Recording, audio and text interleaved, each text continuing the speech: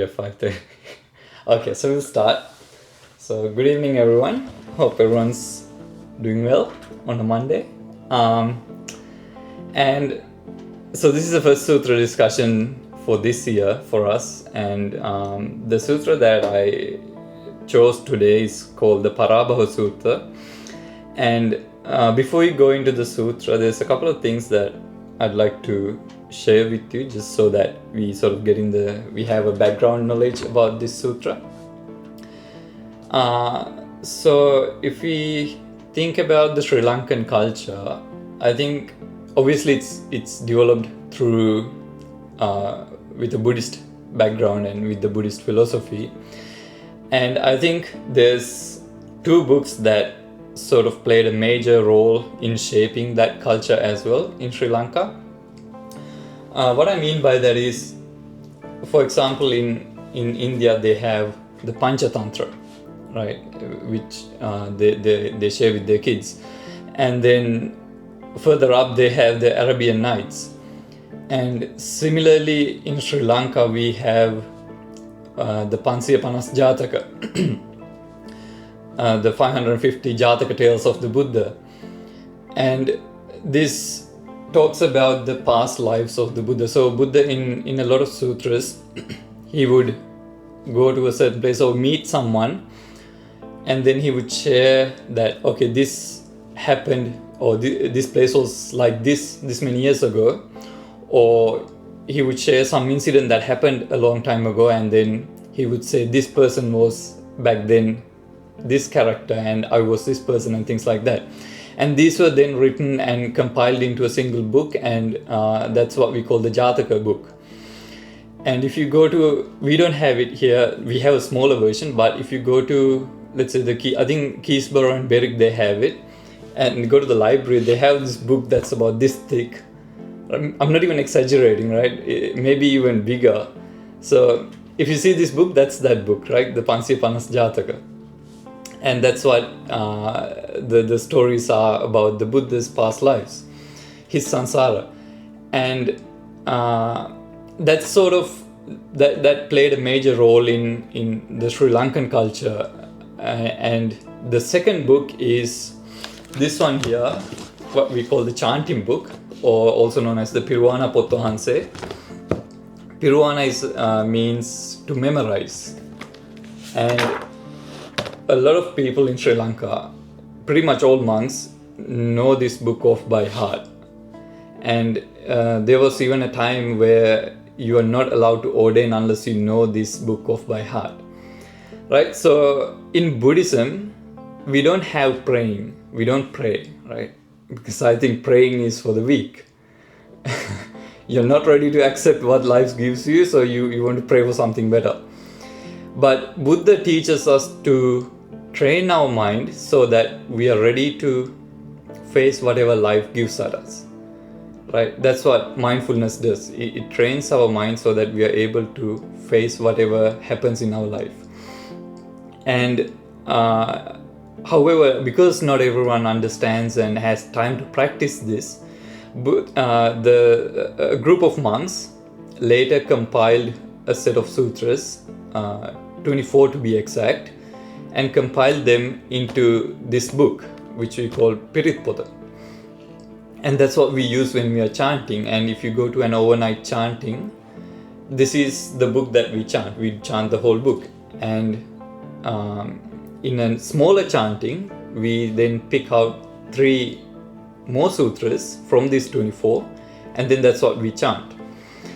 So there's something that I want to explain about this book, because this is also another book that helped shape the culture in Sri Lanka. And I think there was even a saying by the British when they invaded Sri Lanka. They said, or they sent feedback to England saying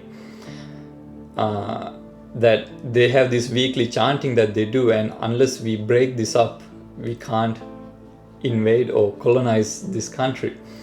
So this was a major part of the life of people in Sri Lanka, and it is still to this day a major part of their lives. And this book, like I said, there's 24 sutras, and this is split into 4 different parts.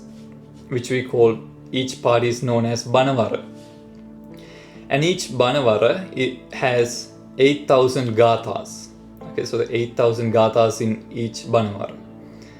Sorry, not 8,000 8,000 letters in each Banavara. Okay, 8,000 letters. And 8,000 letters means each gatha has 32 letters. Each sentence has 8 letters. So each sentence has 8 letters. 4 sentences is a gatha. So there's 32 letters in a gatha. And in a Banavara, there's 250 gathas. So 32 times 250 is 8,000. So 8,000 letters in the Banavara. And there's 4 Banavaras. So in this book, there's exactly 32,000 letters that is in this book. And that is what we call the Chatu Banavara, or 4 different Banavaras.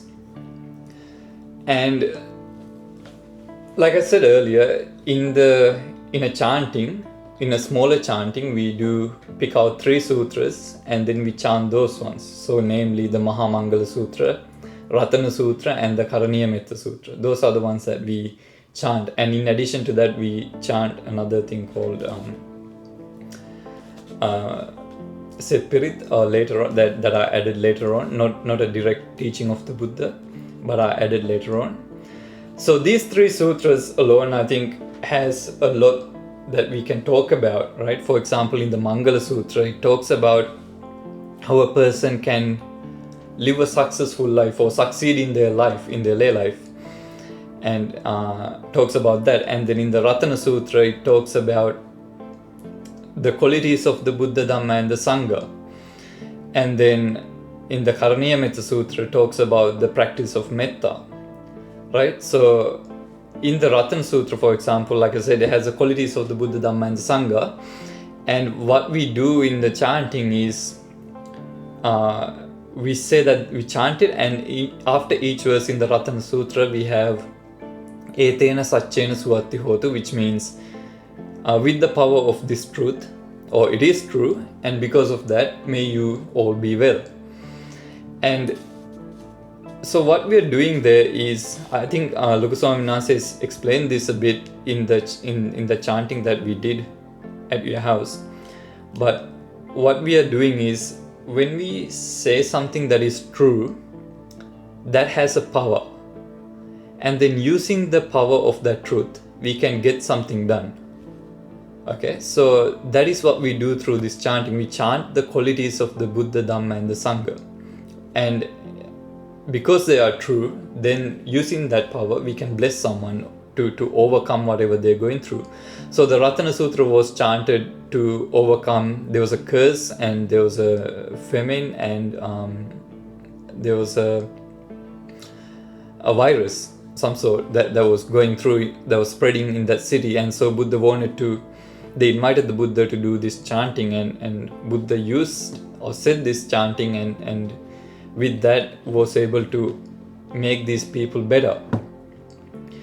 And in the Karaniya Metta Sutra, it not only just talks about practicing loving kindness, it also talks about 14 qualities that a person should develop when they're practicing mindfulness. So, Sakko Ujucha Sujucha, Sucho Chasa Mudu Anatimani, Santusakocha Subarocha, Apakitchocha Salukuti, Santindriocha Nipokocha, Apagabbo Kulesu Ananugiddo. So 14 qualities that Buddha says a person should develop when they're practicing mindfulness. So it's similar to that sutra that we discussed previously, Anuruddha Sutra, but in this one there's 14 different qualities. And there's also, with these 14 qualities, which we call Karaniya Dhamma, means you should develop, should do. And then there's one in this sutra that Buddha explains, Akaraniya Dhamma, which means shouldn't do. And that one is Nachakuddang Samachare Kinchena Vinyu Parayupodeyum. This means that even if it's something very small, if a wise person complains or wouldn't do, then you shouldn't do this. It doesn't matter how big or small it is. If it's something that a wise person would complain about, you shouldn't do it. That's what it means. And this idea of not doing, even if it's something very small, right? You might, let's say for example, you go to the shopping center and you're walking by, you take a grape and you eat it or something, right? Even if it's something small, Buddha says don't do it, right? So, and this is something that is repeated quite a lot in the sutras. This is just one instance, and in the Dasa Dhamma Sutra, this is explained in 2 different points. Okay, so in the first one, or the 4th point in the Dasa Dhamma Sutra is Kachinoko me atta silatona upawadati pabbajitena abhinam paccavekitappam, which means if your mind would regret or complain about this thing that you're about to do, then you shouldn't do it. And then second one is Kachinako mang anuvicha vinyu sabrahmachari silatona upawadati pabbajitena abhinam paccavekitappam. So someone you are living with, a virtuous person, or someone wise who you are living with, if they would complain when you do this, then you shouldn't do it.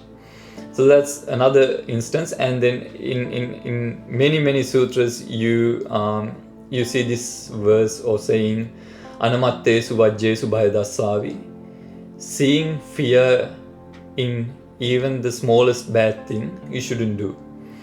Right? So this is something that Buddha encourages us to do. And if we remember the Dhammapada Gatha, Sabba Papa Sakaranam Kusalasya Upasampada Sachitta Pariyodapanam Etam Buddhana Sasanam. The first one is Sabba Papa Sakaranam. It means shouldn't do anything bad. Get rid of all bad doings or bad deeds.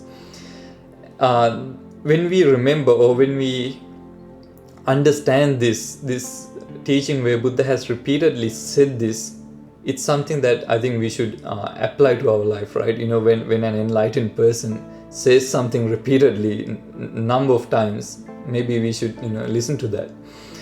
And so in the Karaniya Sutra, you have these 14 qualities that you should develop plus one that you shouldn't do. And so that's the about the book Piritpota, chanting book. And the sutra that I'm going to discuss today is called the Parabhava Sutra. And the reason that I explain these things is because Parabhava Sutra is also in the chanting book. It's towards the end, and it can be considered as the opposite of the Mangala Sutra. So in the Mangala Sutra, Buddha explains the qualities that you should develop or must have in a life in order to succeed. In this sutra, Buddha explains what causes a person's downfall or failure. So in the other one, what leads to success. In this one, what leads to failure.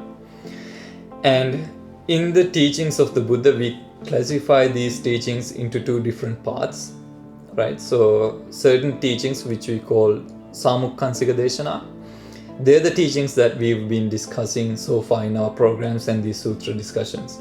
So those teachings are directly related to our practice of mindfulness. And then there's another part or another section in the Tripitaka which they're not directly related to our practice, but they're more about being successful or having a better life. And those kinds of teachings we call Anuppubbhi Deshana. And this sutra, Parabhava Sutra, is also one of those, Anuppubbhi Deshana. And so obviously, like I said, it's in the chanting book, but in the Tripitaka, it's in the Sutta Nipada. So in the Kuddaka Nikaya, so if you remember, we have the Sutra Pitaka, which has 5 books: Digha Nikaya, Majjhima Nikaya, Samyutta Nikaya, Anguttara Nikaya, and the Kuddaka Nikaya. And in the Kuddaka Nikaya, you have 15 other books, and one of those books is the Sutta Nipada. Right? You guys remember this stuff, right? So the Digha Nikaya is a long stuff, right? Majjhima Nikaya is a medium. Samyutta Nikaya shorter ones, and then Anguttara Nikaya numerical discourses, and then Kuddaka Nikaya is other books. So in there's the Sutta Nipada, and the Sutta Nipada is a very special part of the Tripitaka and is considered as the oldest part of the Tripitaka. And this Sutra, Parabhava Sutra, and also the other sutras, Mangala Sutra, Atana Sutra, and the Karaniya Sutra, they are also in the Sutta Nipada. So, and there's also another section in the Sutta Nipada called the Parayana Vagga and the Attaka Vagga. These 2 sections especially are considered very old and very different to the traditional way the Buddha teaches his teachings. So traditionally Buddha talks about developing being virtuous, and then sila, and then samadhi, developing the dhyanas, and then prajna, right, and then the insight meditation. But in the Attaka Vagga and the Parayana Vagga, Buddha doesn't go through that traditional method of teaching. He uses something completely different. And that's why this part of the Tripitaka is in a way controversial, but also shows a different side of Buddhism that we don't generally hear in Theravada Buddhism. So let's go to the sutra, right? So like I said, it's Parabhava Sutra, and in this sutra there's 12 different reasons. So Buddha explains 12 different causes for a person's downfall. Parabhava means that downfall, and starts off the normal way. Evam me sutang ekam samayam bhagava savatyam viharati jetavane anatha pindikassa arame. So evam me sutang, this was heard by me. Do you remember who says this? Ananda Swaminasa, right? So Ananda Swaminasa says in the first council, I heard this. This was heard by me after the Buddha's passing. So at the time, Buddha was living in the Jetavana monastery, which was built by Anathapindika, this person Anathapindika, and this is where Buddha spent most of his time after his enlightenment. Okay, so 45 years after his enlightenment, he taught the teachings to other people, and 19 of those 45 years he spent in this monastery. And then 6 more was he stayed at Purvarama, which was built by Vishaka. So then, so this is where this Buddha was when he gave these teachings. Atako anyatara devata bhikkanta ratya bhikkantavana kevala kappan jetvanang obasita yena bhagavata upasankamito bhagavantang abhivadita ekamantang attasi. So nighttime, it says a god came to the Buddha and then asked this question, Ekamantan titakosa devata bhagavantan gathaya ajjabasi.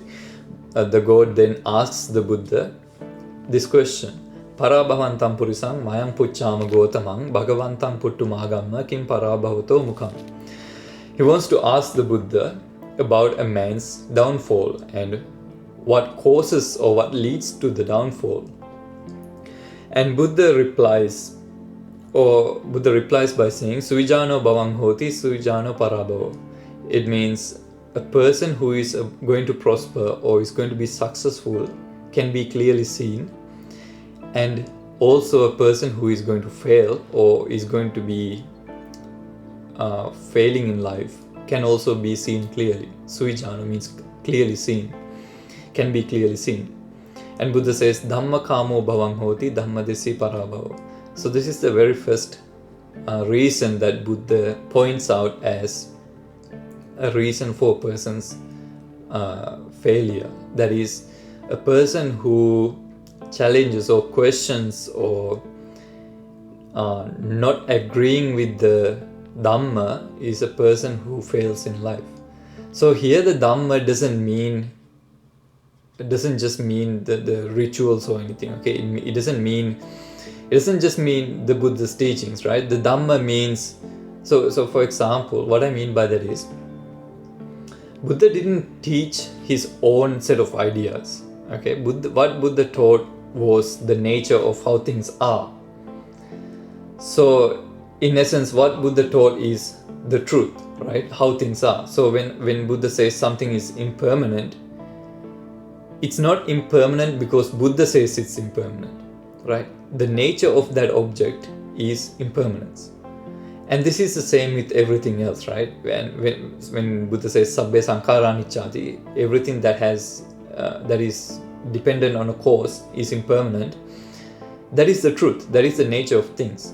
And if a person is not willing to accept this and is questioning and doesn't agree with that statement, then that person not only is going to fail materialistically in life, but also they're not going to have mental peace in their mind. Because in their mind, they're not agreeing that things are impermanent. So when something impermanent happens in their life, they begin to suffer, right? And there's this saying that, so the word that we use for impermanence in Sinhalese is anitya. There's a saying that for a person who doesn't know or practice the Dhamma, there's no word as bad as anitya. And on the other hand, for a person who practices the teachings of the Buddha, who listens to the teachings of the Buddha, there's no word as beautiful as anitya. Because that talks about the nature of things, and when you understand this, and when you see your own mind, how the thoughts and the emotions and the feelings, how they come and go, how they're not permanent, then you begin to experience this peace yourself.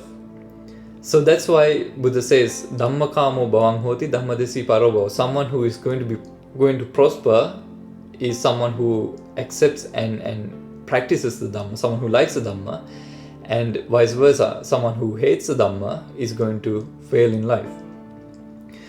And so that's the first one, right? Ithetam vijanama patamoso parabhava. This is the first cause of downfall. Dutiyam bhagava bruhi king parabhavato mukham.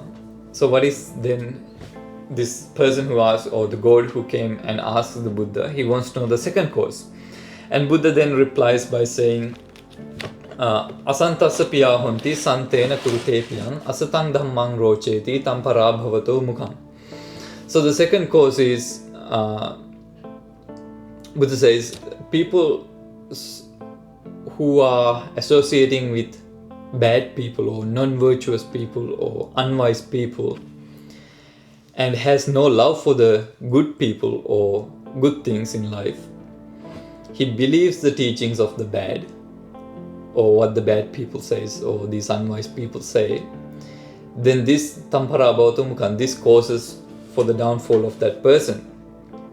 And we see a similar saying in the Mangala Sutra, right? Asevanacha balanam panditanancha sevana pujacha pujaniyanam etam mangalam uttama.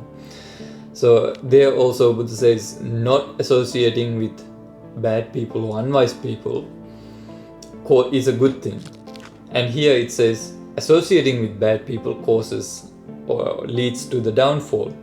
So if you think about the people that you hang out with or meet with, and you think about the conversations that you have, for example, or let's just start with the things that you do with your friends or with the people that you hang out with. If it's something that, like I said earlier in that Karniyametta Sutra, right? Nachakuddang samachare kinchina vinyo parayupavdeyum.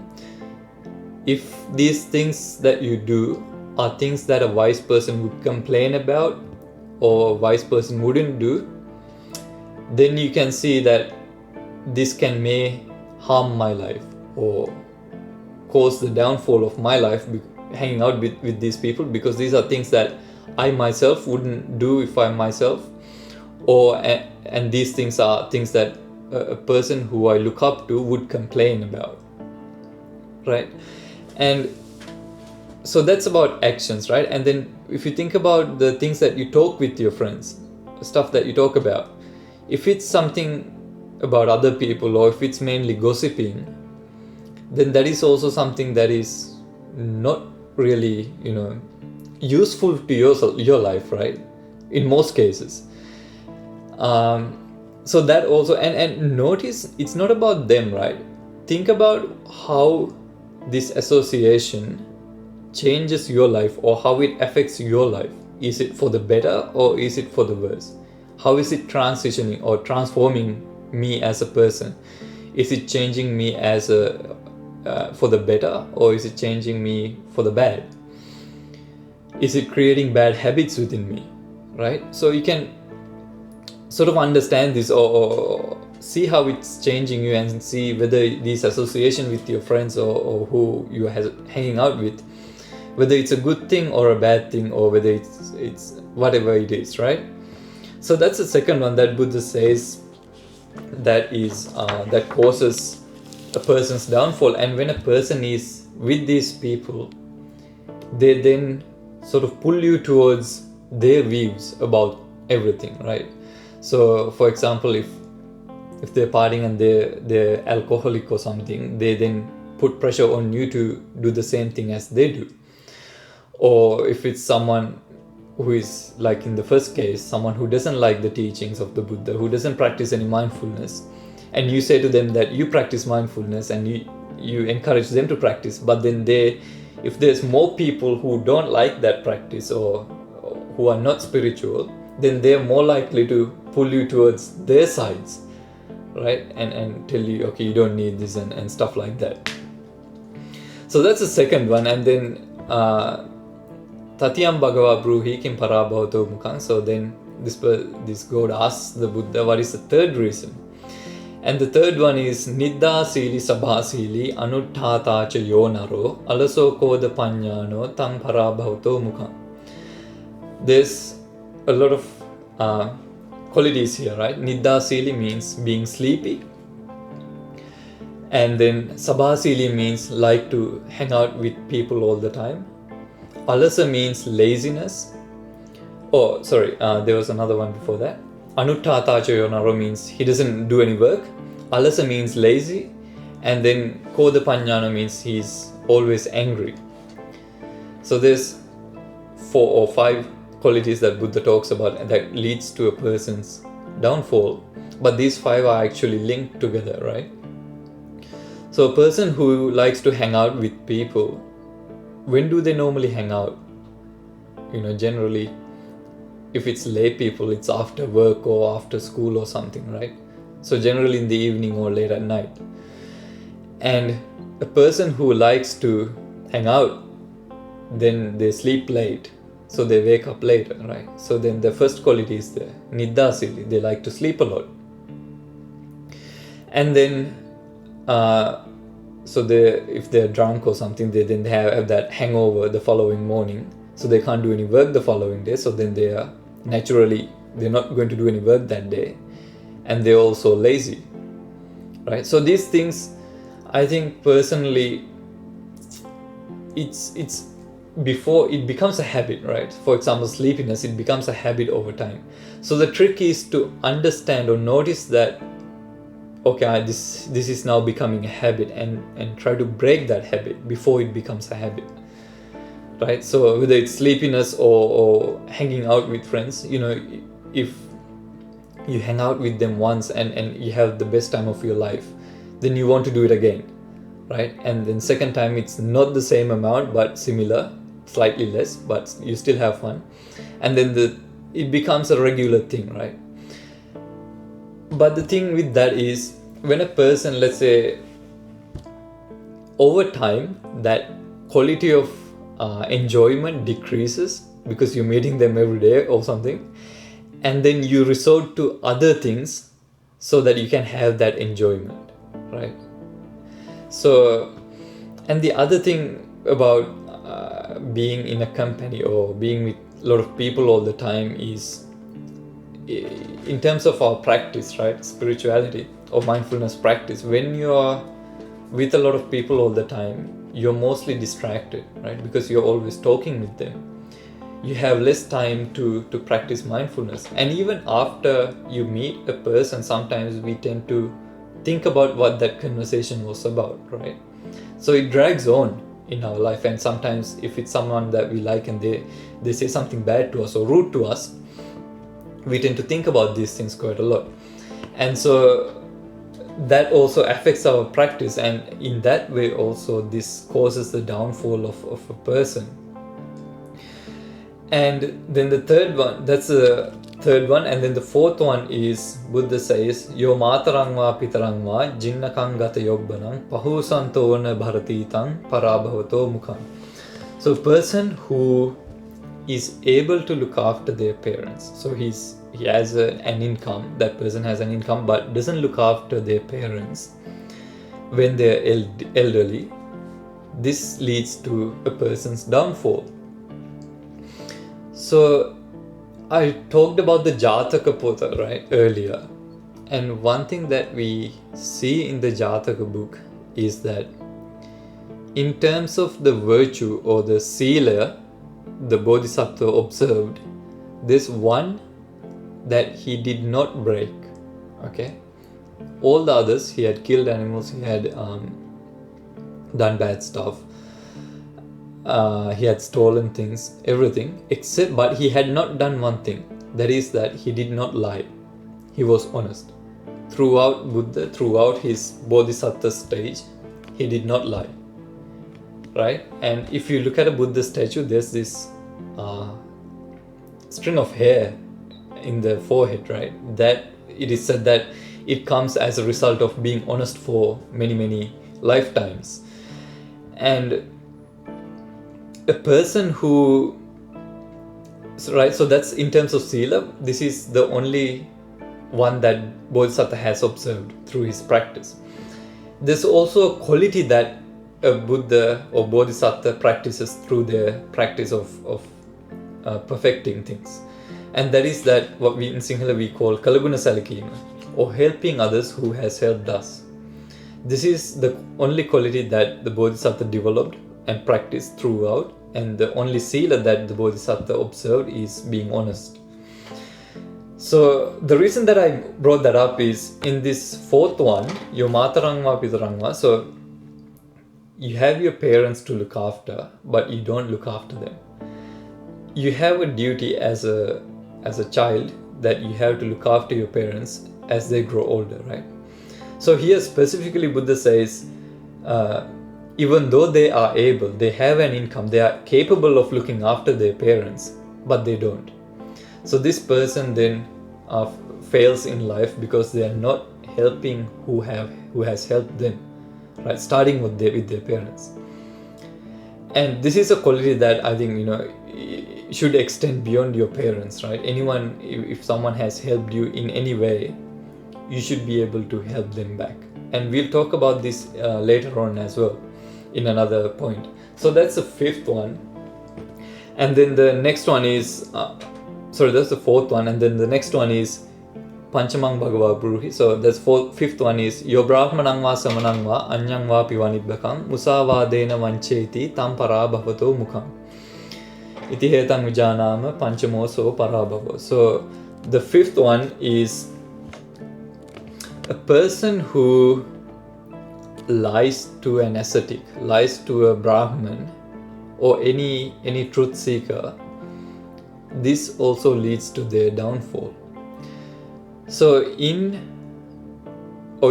we look at these terms, right, Brahmana is a caste that lived in the Indian society back then. There were 4 types. The first one is a Brahmana. They're the sort of like the teachers in the society. They had access to all the books. They're the ones who study and teach. Even the kings and the prince, they're the ones who teach them about religions and how to rule and all these kind of things. And I think it's these people who, when there are no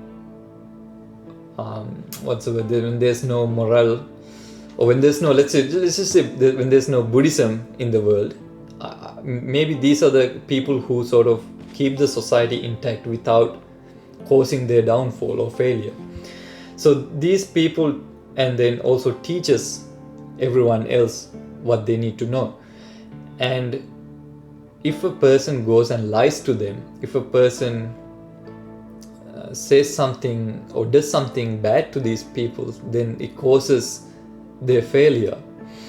Not just because they're the teachers, but also they have a lot of power in the society, right? So in that way as well, they can have an impact on this person who has lied to them in any way that they want, because they have all the power. The other thing is, going back to that previous point about helping others who had helped them, these people, Brahmins, they're the ones who teach others, so you need to respect them, and that's why Buddha says a person who lies to them fails in the society. And then also the second part is monastics or ascetics. These are the truth seekers in the society. They don't harm anyone. They're minding their own business. They're looking after themselves. Those kind of things. And they're living with what others give them. Those kind of things. So they don't have a reason to harm anyone else. They're kind. They're generous. So if a person lies to them or isn't honest with them, then this also causes their downfall, because they're doing something bad, right? And we have this saying in the Dasadhamma Sutra, which the second point, which says Parapatibaddha me jivikati pabbajitena abhinam pacchavekkitabbam. The last part, pabbajitena abhinam pacchavekkitabbam, means a monk should contemplate this again and again and again. Parapatibaddha me jivikati means this life that we have is dependent on others, right? Even our most basic things are given to us by others. And this, I see this as it does two things, right? First is that it kills our ego, because these things, even the robes, the food that we eat, the place that we stay in, these are not earned by us, they're given to us. And secondly, it develops a lot of metta and compassion towards people, right? Because these people, they don't know us, but they've given these things to us. Maybe they never met us and they probably will never see us again in their life, but they give us these things. And so Buddha tells you should think these things again and again. The reason is because it develops these two qualities. One is that it kills the ego, gets rid of the ego that you have, and also develops the metta. So the monastics or the monks are people that have that sort of a mindset, right? They are very down to earth, and they're honest about their practice, and also honest about what they say. They're compassionate, they're not harming anyone. And so a person who is lying to them, they're accumulating, bad karmas in that sense as well. So that's the fifth one, right? And then this person or God asks, Chattamang Bhagava Bruhi King Parabhavatu Mukham, and Buddha replies by saying, Pahuta Vitto Puriso Sahiranyo Sabhojano Eko Bhunjati Sadhuni Tam Parabhavatu Mukham. So this one is it means a person who has a lot of wealth, right? He's set for life, he's loaded. So this person, rather than sharing the wealth, he then enjoys his luxuries alone. This is the sixth one, and Buddha says this also causes the downfall of a person. So you might ask, why should I share my wealth? Or why should anyone share their wealth, right? And again, if you think about, let's just take even a simple example, right? The food that we eat. We go to the supermarket, we buy, and we cook and we eat, right? But if you think about the process of that food coming to the supermarket, right? There's a long process, and there's a lot of people who come in between there, in those two stages. And if a certain set of people in one of those stages suddenly disappear or stop working, then there's going to be a lot of problems, right? We are not going to be able to eat those food. For example, let's say the farmers go on a strike.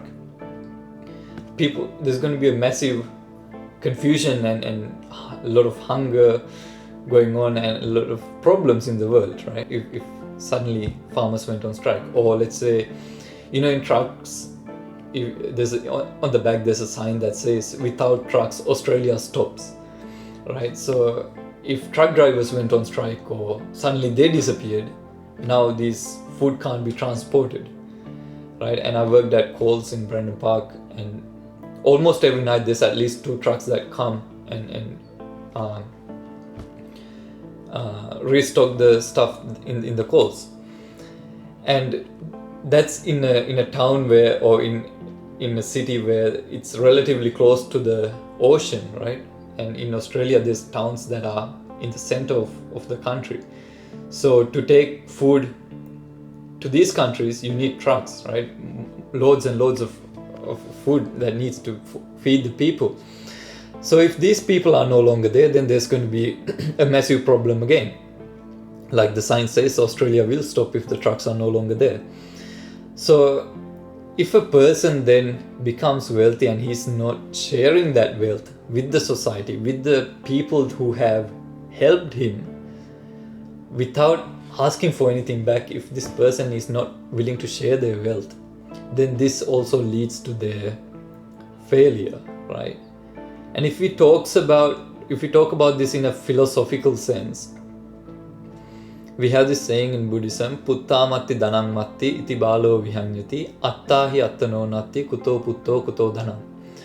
It means a person or an unwise person thinks that putta me atti, I have kids, I have children. Dhanam me atti, I have wealth. Who thinks this? Or who worries about this? The unwise person. And then Buddha says, Attahi attano nati kuto putto kuto dhanam. You don't even have yourself, right? As we've discussed and as we've sort of observed, this body and our mind, they don't behave or stay the way we want it to stay. So we don't even have our own body to call ours, right? And then Buddha asks, Kuto putto kuto dhanam. So if you don't own yourself, then how can you have kids and wealth? So in a philosophical sense, even though we say we own these things, in a philosophical sense, we don't own anything, right? And I think I mentioned this earlier, in the Aboriginal culture, they don't have this idea of personal belongings. They believe that everything belongs to the country or the land that they live in. And there's a sloka that comes to my mind. It says, Paropakaraya palanti vruksha, Paropakaraya vahanti nadya, Paropakaraya duganti gava, Paropakaraya midam shariram. It means Paropakaraya palanti vruksha means a tree gives away fruit for others. Paropakaraya, for the benefit of others. So a tree, when there's fruit, the tree doesn't get the fruit, right? Birds and humans and other animals eat the fruit. Paropakaraya vahanti nadya. A river flows giving water to everyone. It doesn't discriminate. It doesn't say, no, this person put rubbish in the water, so I'm not going to give water to this person. It doesn't say those things, right? Whether it's an animal, whether it's a fish, whether it's a human being, doesn't matter who, it gives water to everyone. Doesn't care about the uses, it gives it away, right? So it's 100% selfless, right? Paropakara, for the benefit of others. And then the third one is Paropakara duganti gava, a cow gives milk to others, right? And again, for the benefit of others. And then the last one is Paropakaraya midam shariran. You should use your body also for the benefit of others. Paropakaraya, for the benefit of others. And that means helping others and giving or sharing your wealth with others. That is when you can truly enjoy them as well, right? That is when you are living sort of a selfless life, when you use your own body and you spend your wealth and your time and your strength for the benefit of others. Because again, this body belongs to nature, right? And similarly, if you look at the sun, right, it doesn't discriminate, it doesn't complain, it always gives radiation, right, sunlight. And so Buddha says this is also, not sharing the wealth is also a reason for a person's downfall. And if you think about this list of causes, right? If you think about why should a Buddha explain these things, kind of thing. If a normal person explains this or points out a list, if I ask you to write a list of reasons why a person might fail in their life, our lists that we write are going to be biased, right? It's going to be based on the backgrounds that we lived in, experiences that we had, and all these kind of things. But when a person asks an enlightened person these things, their answers are honest. They're not biased. They don't favor anyone, right? It's unbiased and it's very true, right? And as we go through this list, you can see how true they are, right? And so the next one is, so the one that we just discussed is Pahuta Vitto Purusa. So the seventh one, Sattamam Bhagava Bruhi King Parabhava Mukha. So he asks, can you please explain the seventh reason why a person might fail in their life? And Buddha explains, Jati taddo dhanat taddo gottat taddo cha yonaro sanyating atimanyeti tam parabhavato mukham. A person who is attached to their race, a person who is attached to their wealth, this person also, Buddha says, will fail in their life. So wealth and also the clan or the caste that they live in. So race, wealth, and also the caste that they live in. A person who sort of discriminates and thinks his race or the wealth that he has makes him better than other people. Such a person or a person with this mindset also fails. And there's this technique that Buddha uses. Have you seen that skeleton that we have in the meditation hall? I don't think we have it anymore, but we used to have one. It's probably somewhere. So the reason that we have that is it's actually a meditation technique that Buddha explains. It's called the Attika Sanya, and it's a Samatha Bhavana. Okay, so it's something that is used to calm your mind down a little bit. So what you do is you observe, or you really in detail observe that skeleton, and then you close your eyes and see your own body as a skeleton. And then after practicing that, you then apply this to others. So in your daily life, at your work or at home, or when you see someone, rather than seeing them as, oh, this is this person, rather than seeing it like that, you see them as another skeleton. So that way you can't discriminate, right? There's no gender, there's no friends, everyone's equal, you and everyone else. And so this one in a sense is related to our practice as well, because when a person practices spirituality or mindfulness, they also, this ability to discriminate or separate yourself from others, it goes away, it dissolves, and gets to a point where you see, the way you see yourself is the same way you see others, right? So in that way you can't treat others differently than the way you treat yourself. And there's also something else that I want to point out here. So this is also something very interesting, right? So in the world, there's two different ways that people can think, or two different mindsets that people can have in the society or in the world. And the first one is what we call an individualistic mindset, which means they think about themselves mainly. The second one is collective mindset, where they're thinking about everyone or group, right? So the interesting thing is there's a link between the GDP per capita of the individualistic people with individualistic people and the countries with collective mindset. There's a relationship. So countries which have an individualistic mindset tend to have a much higher GDP per capita. Countries with a collective mindset tend to have a lower GDP per capita, right? Can you also point out, can you think of another link between these two? Would you be able to? So individualistic countries tend to have a higher GDP. Countries that have a lower GDP tend to have a collective mindset. Any guesses?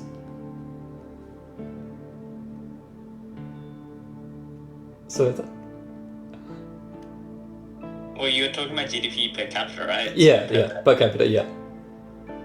If everyone thinks about themselves, they're just going to maximize, I guess, how much money they can make for themselves. That would increase GDP per capita. Yeah. So what I mean is there's another link. So if you look at a map, right, of the world with the GDP per capita, and you have darker countries which have a higher GDP, for example, Australia and all these European countries, and you have a separate map which has the exact same thing, but it is a different map.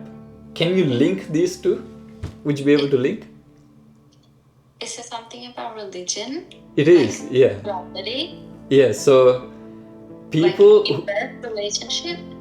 No, it's the same relationship, not inverse. Okay, so people who live in a country where people are living, thinking individually, tend to be non-religious countries, Sí. right?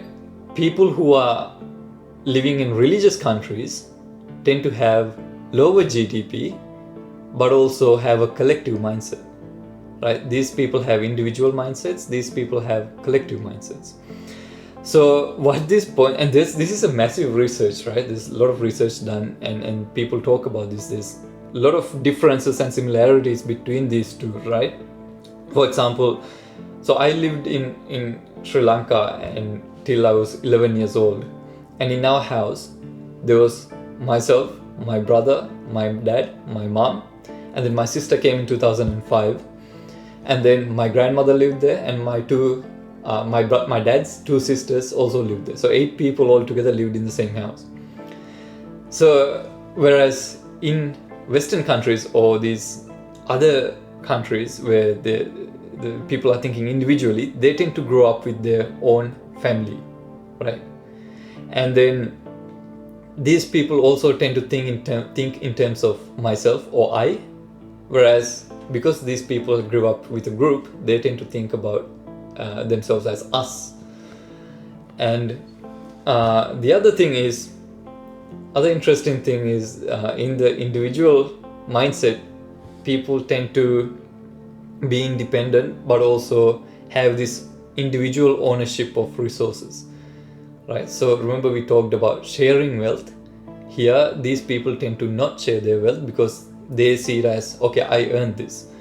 Whereas in a country like a religious country where people are thinking collectively, they tend to share resources and also be socially interdependent rather than being individual. They tend to be socially interdependent. And talking about sharing resources, so when I was in Sri Lanka, so our uncle lived next door, and so let's say they need something, they would come and they would grab, like, let's say a wheelbarrow or something, they would grab the wheelbarrow and they would just go. They wouldn't even ask or say anything. And when we need a wheelbarrow, if it's not at our house, we know it's at their house, so we would go and we would grab it. So we don't see these things as ours, right, or mine. We trust each other, and especially in villages in Sri Lanka, still to this day, people have this mindset. They think collectively and they share resources and things like that. And what I wanted to point out was that so not only that they're linked between the GDP per capita, but also this mindset of having a collective mindset is closer to being spiritual or closer to enlightenment than the other one. The reason being is, like I said earlier, you can't discriminate people. Animals you can discriminate, but people you can't discriminate. Humans are humans, regardless of where they're born or what background they have or anything, right? And so even though these people have a lower GDP, I personally think that they are more spiritual in the sense that their mind is collective. And this is something that I personally experienced, and that's why I said that is because I grew up, so after 11 years old, I grew up in Australia where people have this individualistic mindset. And then at the age of 25, I ordained. And now I'm in the Sasana, we have the collective mindset again. So I really noticed the difference because for pretty much half or more than half of my life, I lived with the individualistic mindset of thinking about myself, individualistic mindset. And now when I ordained, it sort of transitioned into the other one. And I sort of felt it as I was practicing as a layperson as well, that you can't live with this individualistic mindset and practice this. But what I wanted to say was that if a person, let's say, grew up in a Western country and then they ordain for, I don't know, let's say for the food, for example, they just want to eat the free food, so they ordain. I personally believe that over time their mindset would change, even though they do no practice at all. Just by living with a group of people who have that mindset, their mindset also changes over time into that sort of mindset. And so that's the importance of having a sasana or having a community of sangha in the world, where people are looking for the truth or searching for the truth, and there's a place for such people to get together and practice this together, right? Because if a person lives in a Western country and they want to practice it, it makes it very difficult to practice, because they have that because people in the society don't think like he does, like that person does. So that's why it's 9:30. So that's why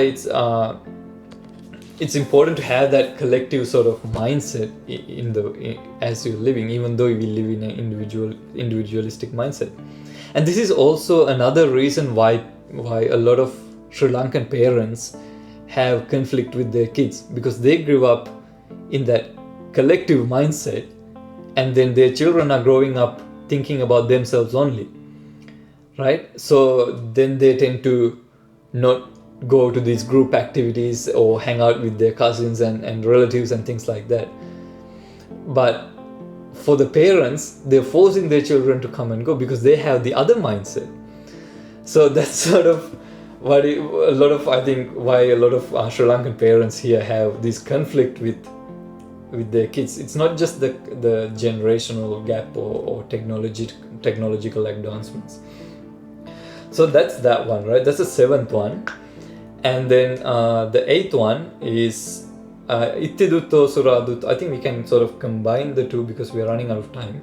Ittidutto Suradutto Akkadutto Chayo Naro Laddhang Vinaseti Tam Parabhava Mukang. It's pretty obvious. I think you all know this. A person who is addicted to women and is alcoholic and is gambling a lot. Laddhang Vinaseti. Everything he earns, he's going to waste it. So because of that, he's going to it leads to failure in his life. And then the next one is slightly similar. It says Sehidarehi santutto vesyasu padissati dissati paradaresu tam parabhavato mukam. So this one says someone who is not content with their own partner, he then goes with other women or other people's partners. This also leads to a person's downfall. And I think this one is sort of, so at the time, like I said, in the Buddha's time, there were 4 different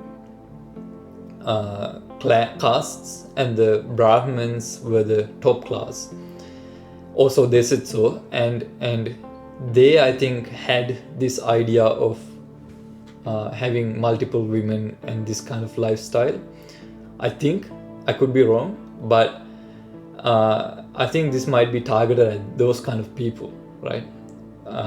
And yeah, so someone who is cheating on their partners, this leads to their failure.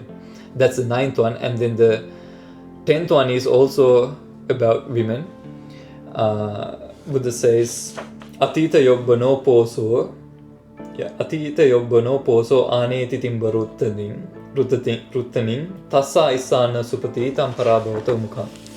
It means a person who is past their prime, person who is an elderly person, who then marries a girl who is much younger than him, right? And then this person, so I think this is very valid these days, right? Especially if stuff is happening in America. So a person marries a person, and Buddha says in the 3rd line, he then can't sleep because he's jealous of this girl, right? Because she has a lot of life left and he doesn't have a lot of life left, and the things that she wants to do, she's not enjoying with him, or things like that, right? So this person becomes jealous of this girl, and because of this person who is, where there's a massive gap between the child and the girl and the man, this person also this also causes a person's downfall. So that's the 10th one. And then the 11th one is 11th one says itti sonding mikirining purisang vapi tahadisang issariyasming tapapeti tam parabhavato mukam. This one is, it means a person who is in authority or is a leader but has bad habits, or let's say he's an alcoholic or he's wasting money on women or something like that, if such a person becomes a leader in a society or even in a family, then that not just himself but also that family or that society or that society or that company also fails, because it's not just himself, right?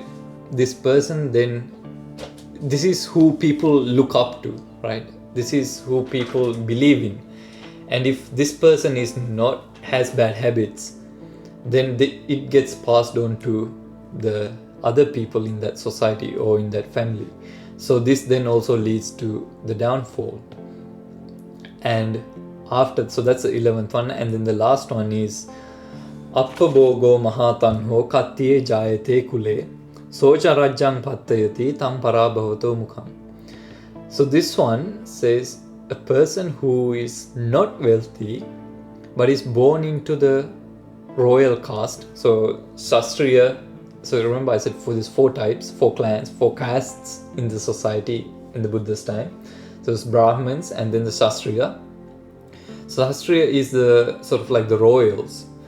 So if a person is born into that family but somehow is not wealthy, and this person then wants to be the king or the leader in that city, in that society, then that person also fails, right? So if you think about why this is very specific, right?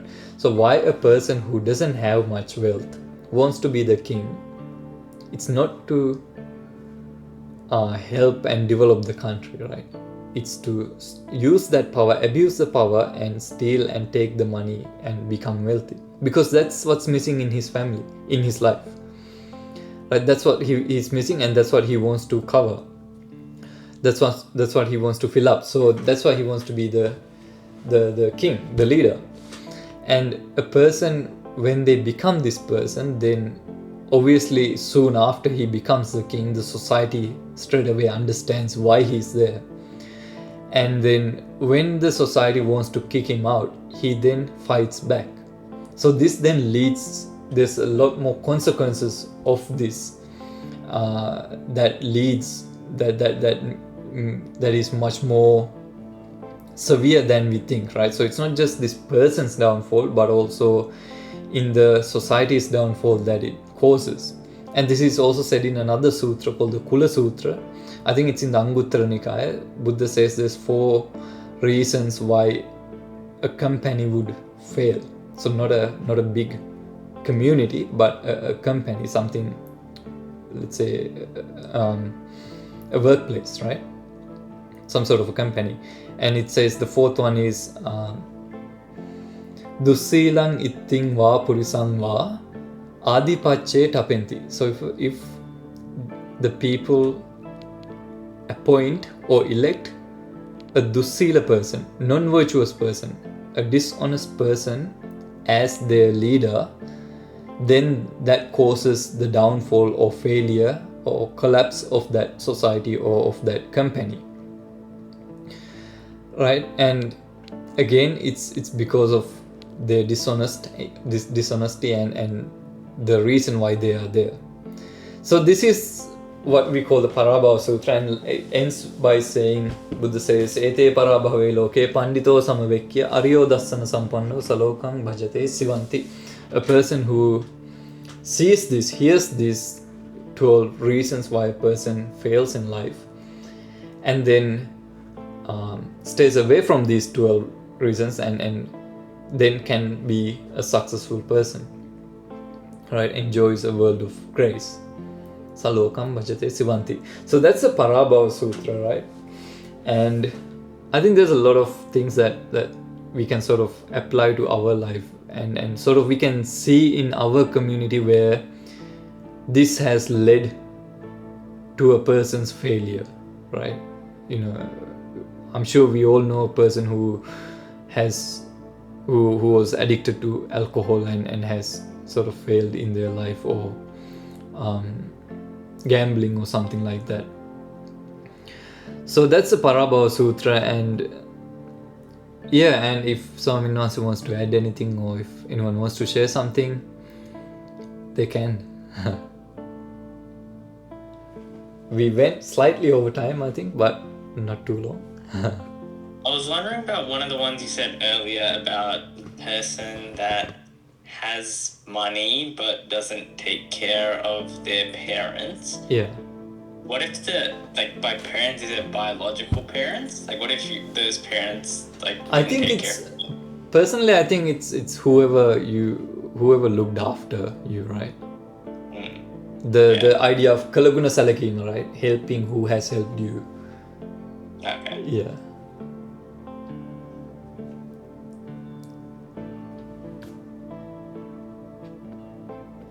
That was the only question I had. Yeah. Sarna said, anyone who wants to?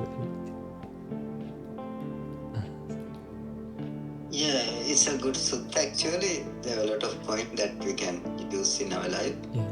And also Venerable Asankata explained it very well, giving example from the society. So yeah, it's a good sutta has been selected. Mm-hmm. Yeah, and there's a lot more that we can talk about in detail about each point as well, but we sort of but I think have separate, maybe take 2 days to explain. Yeah, I feel like that.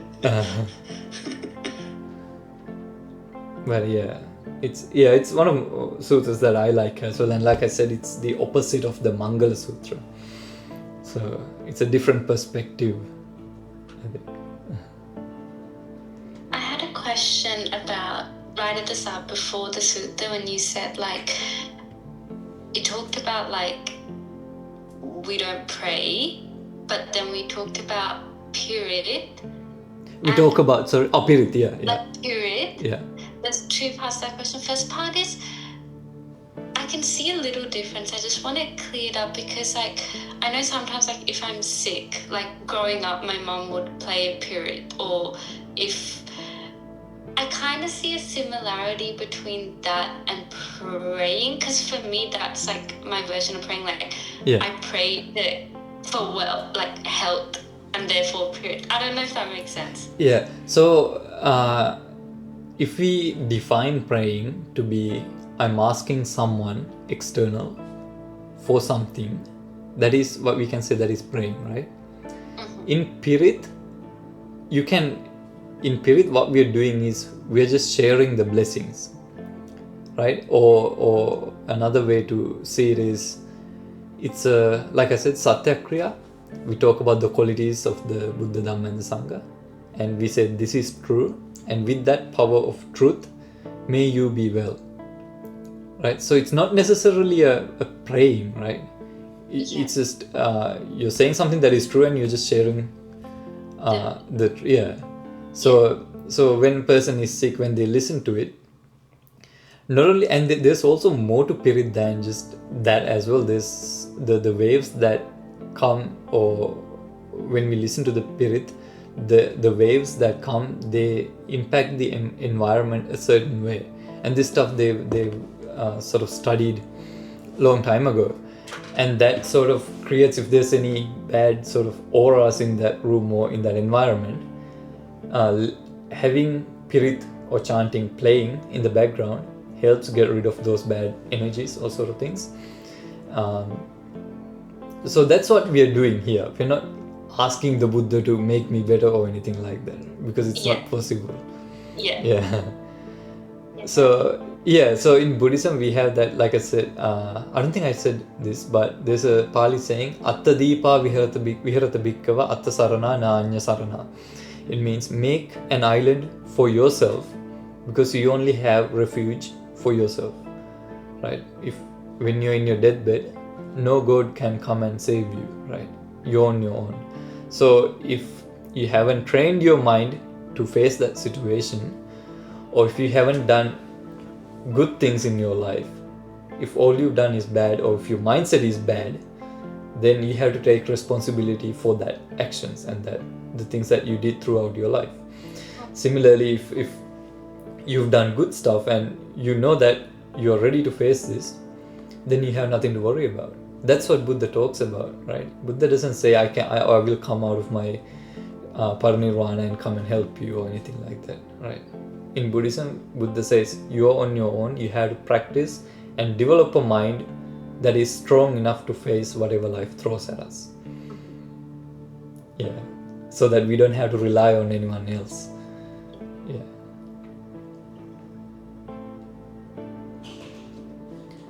So if no one has any other questions, we can end.